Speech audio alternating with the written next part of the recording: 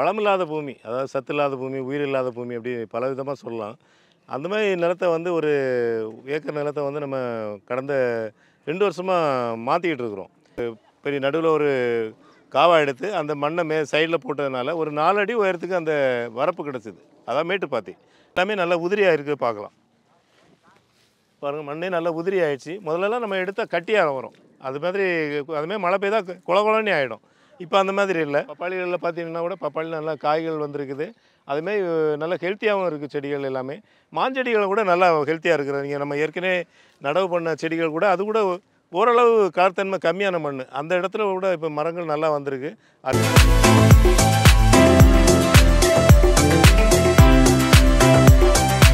வணக்கம். நம்ம Greenland nursery தோட்டத்தில வளமில்லாத பூமி, அதாவது சத்து இல்லாத பூமி, உயிர் இல்லாத பூமி அப்படி பல விதமா சொல்லலாம்.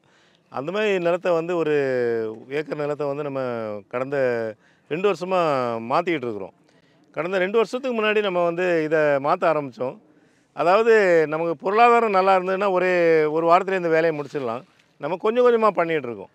இப்ப ஃபர்ஸ்ட்டு பார்க்குற இடம் வந்து நம்ம ஒரு வருஷத்துக்கு முன்னாடி நம்ம பில்லிங் பண்ணிட்டு, அதாவது ஒரு பெரிய நடுவுல ஒரு காவா எடுத்து அந்த மண்ண சைடுல போட்டதுனால ஒரு 4 அடி உயரத்துக்கு அந்த வரப்பு கிடச்சது. அதான் மேட்டுப்பாத்தி. அந்த மேட்டுப்பாத்தியில நம்ம பப்பாளி நடவு பண்ணியிருந்தோம்.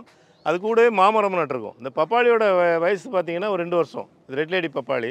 இந்த ரெட் லேடி பப்பாளி காலம் முடிஞ்ச உடனே நம்ம இந்த மாமரத்த நல்லா கேர் பண்ணி வளர்க்க ஆரம்பிச்சோம்னா, அது வந்து நமக்கு 3வது வருஷத்துலேருந்து பலன் குடுக்கும். இதுலேயும் கூட நம்ம என்ன பண்ணியிருக்கோம்னா, நம்ம கிரீன்லேண்ட் நர்சரிக்கு அதாவது செடிகள் இப்போ நம்ம வெளிநாடுகள்லேருந்து உள்ள செடிகள், நம்ம உள்நாட்டு செடிகள் எல்லாமே சேல் பண்ணுறோம். இந்த செடிகள மதர் பிளான்ட்டா வளர்த்துட்டு இருக்கோம். கிட்டத்தட்ட ஒரு 100 வகையான மாமர வெரைட்டி நம்ம இதில நடவு பண்ணியிருக்கோம், இந்த மொத்த ஏரியாவிலயும்.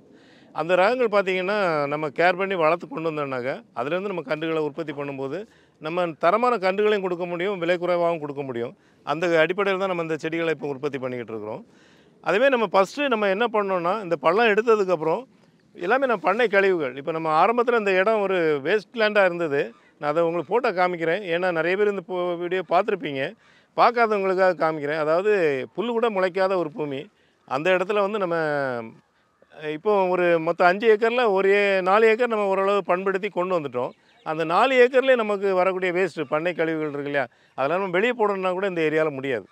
இப்போ மற்ற கிராமங்கள்லனா எங்கேயோ ஒரு ஓரமா கொண்டு போட்டுறலாம். இங்கே வந்து அது மாரி போட முடியாது. இது எல்லாமே டெவலப் ஆகிட்டு இருக்கக்கூடிய இடம்.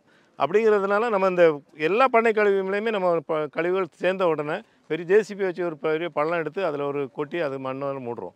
அப்போ அந்த ஏரியா வந்து நம்ம வளமாகுது. அந்த மாதிரி தான் இப்போ டெவலப் பண்ணிகிட்ருக்கோம். இதுலேயும் கூட பார்த்தீங்கன்னா, இந்த இடத்துல பாருங்கள், இப்போது ஒரு கடந்த வாரம் நம்ம இதில் நிறைய பண்ணை கழிவுகள் போட்டிருக்கிறத பார்க்கலாம். ஏற்கனவே போட்ட மாதிரி தான் நம்ம இதில் வந்து ஒரு 4 அடி அகலத்தில் ஒரு காவா எடுத்து அந்த மண்ணை 2 பக்கமும் அணைச்சிருக்கிறோம். அந்த 2 பக்கம் வரப்பில் வந்து நம்ம செடிகளை நட்டிருக்கோம். இந்த வீடியோ பதிவு எதுக்குன்னா, முக்கியமாக நம்ம இது மாதிரி நிலங்கள் வச்சுருக்கவங்க, விவசாய நிலங்கள் நிறைய பேர் இப்போ செடிகள் வளர்க்கணும், மரங்கள் வளர்க்கணும்னு ஆசைப்படுறாங்க. அவங்க வாங்குகிற நிலம் எல்லாம் நல்ல நிலமா இருக்குன்னு சொல்ல முடியாது. ஏன்னா அவங்களுக்கு தெரியாமலும் வாங்கலாம், தெரிஞ்சு வாங்கலாம். விலை குறைவாக இருக்குன்னு பொருளாதாரத்தை கணக்கு பண்ணி, ஏன்னா எல்லாருமே நல்ல விலை கொடுத்து நல்ல மண்ணாக வாங்குகிற அளவுக்கு அவங்களுக்கு சக்தி இருக்குமான்னு சொல்ல முடியாது. அப்படி சுமாரான மண்ணாக இருந்து, இல்லைன்னா களிமண்ணாக இருக்குது, நெல் பயிர் வைக்கிற இடமா இருக்கும். அப்போ அந்த இடத்துல ஒரு மாமரம் வளர்க்கணுன்னா எப்படி வளர்க்குறது? இந்த மாதிரி மேட்டுப்பாத்தி அமைச்சிங்கன்னா, நீங்கள் புஞ்சையில் வளரக்கூடிய பயிர்கள் எல்லாம் கொய்யா, சப்போட்டா, பலா எல்லா செடிகளுமே வளர்க்கலாம். அதாவது ஒரு நஞ்சை நிலமா இருந்தால் கூட அதை புஞ்சை நிலமா இந்த மாதிரி மாற்ற முடியும். ஆனால் வடிகால் வசதி வேணும். அதை ஞாபகம் வச்சுக்கிங்க. இவர் நஞ்சையை புஞ்சையாக மாற்றலான்னு சொன்னோடனே நீங்கள் எங்கேயாவது படத்தில் போய் வாங்கிக்காதீங்க. ஏன்னா தண்ணி வடிகால் வேணும். இப்போ நாங்கள் என்ன பண்ணியிருக்கோம்னா, அதுமே வடிவமைச்சிருக்கோம். இப்போ மேட்டில் அங்கே மழை பெய்து தண்ணி வந்ததுன்னா எனக்கு இப்போ டவுன் ஆகி அப்படி கீழே போயிடும், காவாகி போயிடும். அந்த மாதிரி வடிவமைச்சு நம்ம பண்ணைகளை புதுசாக உருவாக்கலாம். ஃபஸ்ட்டு நம்ம அந்த இடத்த ஆரம்பிக்கும்போது ஒரு கலர் மண், மழை பெய்தா 2 நாளைக்கு கூட தண்ணி கீழே இறங்காது, அப்படியே தேங்கி நிற்கும். இப்போ அப்படி இல்லை. நேற்றைக்கு மழை பெய்யுது, ஆனால் அதுக்குள்ள சோடே இல்லை. ஏன்னா அந்தளவு மண் நல்ல ஒரு உயிர் தன்மையோடு ஆயிடுச்சு. நல்ல அங்கக சத்துக்கள் ஜாஸ்தி ஆயிடுச்சு. முதல்ல அங்கக சத்துங்கிறது ஒரு 0.1% கூட இருந்திருக்காது. பொதுவாக ஒரு மண்ணில் நல்ல மண்ணில் 2.5% அங்கக சத்து இருக்கணும்னு சொல்கிறாங்க. அந்த 2.5% அளவுக்கு இப்போ வந்துருச்சு. பாருங்கள், மண்ணே நல்லா உதிரி ஆயிடுச்சு. மண் எல்லாமே நல்லா உதிரியாக இருக்குது பார்க்கலாம்.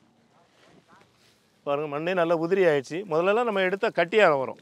அதுமாதிரி மழை பெய்தா கொல கொலன்னு ஆகிடும். இப்போ அந்த மாதிரி இல்லை.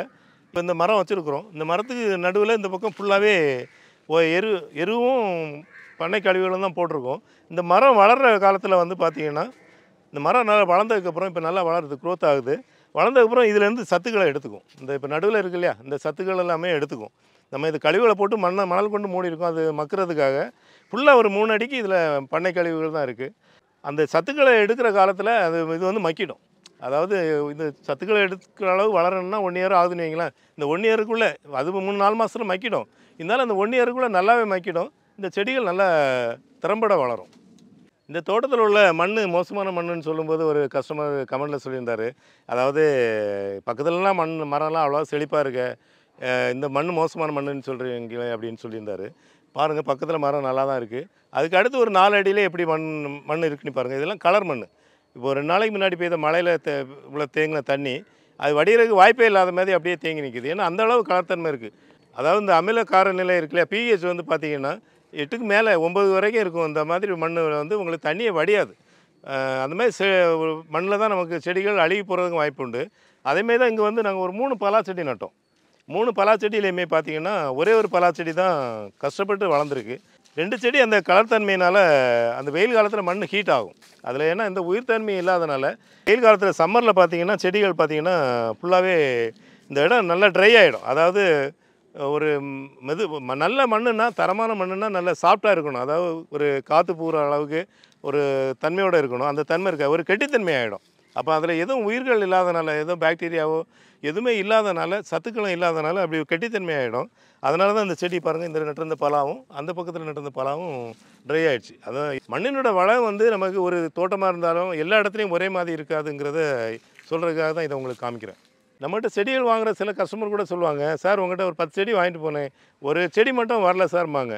அப்போ நான் அவங்ககிட்ட கேட்பேன், அந்த ஒரு செடியோட அந்த செடி நட்ட இடத்தோடய ஃபோட்டோ அனுப்புங்க, இல்லை வீடியோ அனுப்புங்கன்னு சொல்லுவேன். கண்டிப்பாக அந்த இடம் இடமா தான் இருக்கும், கலர்த்தன்மையோடு தான் இருக்கும். அதில் எந்த உயிர்த்தன்மையும் இருக்காது. அந்த மாதிரி இடங்களில் நம்ம நடுற செடி எந்த நர்சரியில் வாங்கினாலுமே அது காஞ்சி போகிறதுக்கு வாய்ப்பு உண்டு. அந்த மாதிரி இடங்களை நம்ம பண்படுத்தின பிறகு தான் செடிகளை நடவு பண்ணணும். இந்த வீடியோவில் நம்ம ஏற்கனவே நம்ம இப்போ தோட்டம் இருந்த நிலைமையெல்லாம் உங்களுக்கு காமிச்சிருப்போம். அதெல்லாம் பார்த்து இப்போ மாறி இருக்கிறத வச்சு பார்க்கும்போது உங்களுக்கு ஒரு நம்பிக்கை வரும். அதாவது இந்த மாதிரி ஒரு சத்துக்கள் குறைஞ்ச நிலங்கள் வச்சுருக்கவங்களுக்கு இது வந்து ரொம்ப யூஸ்ஃபுல்லாக இருக்கும்னு நினைக்கிறேன்.